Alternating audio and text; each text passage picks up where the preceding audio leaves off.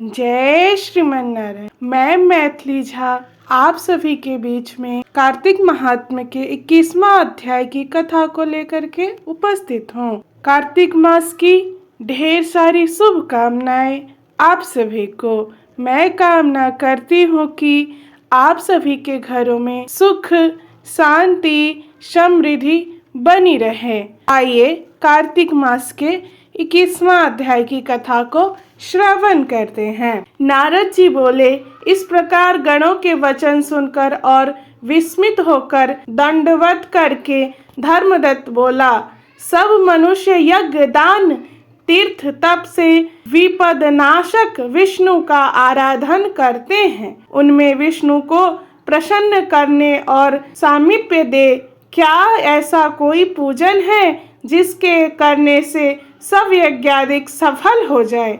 गण बोले, हे विप्र, तुमने यह अच्छा प्रश्न किया है। एक प्राचीन वृतांत हम कहते हैं, एकाग्रचित होकर सुनो। कांचीपुरी में चोल नामक चक्रवर्ती राजा था। इसके ही नाम से चोल देश प्रसिद्ध हुआ। इसके राज्य में कोई आदमी दरिद्र दुखी पाप बुद्धि और रोगी नहीं था। असंख्य यज्ञ करने वाले उस चोल के स्वर्ण यज्ञ स्तंभ से ताम्रपणी नदी के दोनों किनारे चैत्र रथ नाम के कुबेर की तरह शोभायमान थे। एक समय वह राजा अनंत शयन को गया, जहाँ की योग माया के आश्रम में भगवान शेष शैया पर शयन करते थे। उसने वहाँ लक्ष्मीपति भगवान का मोतियों और सुंदर व सुवर्ण के फूलों से पूजन किया और दंडवत प्रणाम करके वहां बैठ गया। तब उसने हाथ में तुलसी और जल लिए कांचीपुर में रहने वाले विष्णु भक्त को भगवान को स्नान कराते और तुलसी पात्र से पूजन करते पाया। उनके ऊपर ब्राह्मण द्वारा चढ़ाए तुलसी दल से उसके रत्न ढक गए। यह देख राजा कुपित होकर बोला, यह माणिक सुवर्ण से मैंने पूजा की है। विष्णुदास, वह सब तुलसी पत्रों से तुमने क्यों ढक दिया है? तू विष्णु की भक्ति नहीं जानता है, ढोंगी है। जो तुम मेरी शोभायुक्त पूजा को ढकता है। तब वह ब्राह्मण राजा के गौरव को तुच्छ समझकर बोला, हे राजन, तू भी भक्ति को नहीं जानता। तुझे राज्य लक्ष्मी का घमंड है। तूने पहले कितना विष्णु व्रत किया है? गण बोले, ब्राह्मण का वचन सुनकर और हंसकर राजा गर्व सहित वचन कहने लगा कि तू भक्ति का गर्व करता है तो बता, तुझ दारिद्र की भक्ति कितनी है? विष्णु के प्रसन्न करने वाले यज्ञ दान आदि तूने नहीं किए और न पहले तैने कोई मंदिर ही बनवाया। ऐसे ही भक्ति का तुझे घमंड है।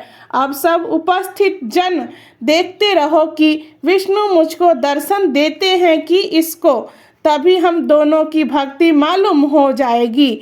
यह कहकर राजा ने राजगृह में जाए मृदुल ऋषि को आचार्य बनाकर वैष्णव यज्ञ आरंभ कर दिया। उस यज्ञ में बहुत से ऋषि आए, बहुत सा अन्न धन संपत्ति लगाया गया। विष्णुदास ने भी उसी मंदिर में ठहरकर विष्णु को प्रसन्न करने के लिए तुलसी का वन लगाया और एकादशियों के दिन में द्वादशाक्षर मंत्रों, षोडशोपचार और नृत्य गीत आदि मंगलों से विष्णु की नित्य पूजा करने लगा। चलते में, भोजन में, शयन में सदा विष्णु को स्मरण करता रहता और समदृष्टि होकर सब में विष्णु को देखता।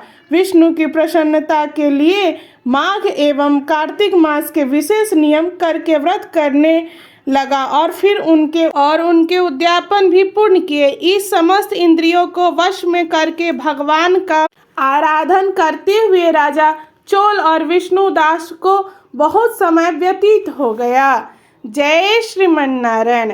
एक विशेष निवेदन आप सभी को बताते हुए मन हर्षित हो रहा है कि आप सबके सहयोग से चल रही पवित्र संस्था YV सिटी वृंदावन अब ATG और 12A के सर्टिफिकेट के साथ कर मुक्त है। अर्थात अब आप जब भी दान करेंगे तो आपको आपके द्वारा दिए हुए दान के कारण आयकर में भी विशेष छूट की प्राप्ति होगी। आयकर छूट के लिए आपको अपना आधार कार्ड और पैन कार्ड का साफ फोटो भेजना होगा, फिर आपको आयकर में भी लाभ मिलेगा। देवोत्थान एकादशी 1 नवंबर 2025 से एकादशी फलाहारी सेवा पुनः प्रारंभ हो रही है। सभी सम्मानित सदस्य अपने सहयोग को QR कोड स्कैन करके शीघ्र भेज दे। आप जैसे दानवीरों के सहयोग से ही ऐसे आयोजन चलते रहते हैं। जय श्रीमन नारायण। यदि आप सभी को हमारी यह कथा पसंद आई हो तो हमारी YouTube चैनल को सब्सक्राइब करें तथा अपने मित्रों में अवश्य शेयर कर दें और कमेंट में अपनी राय अवश्य दें। धन्यवाद।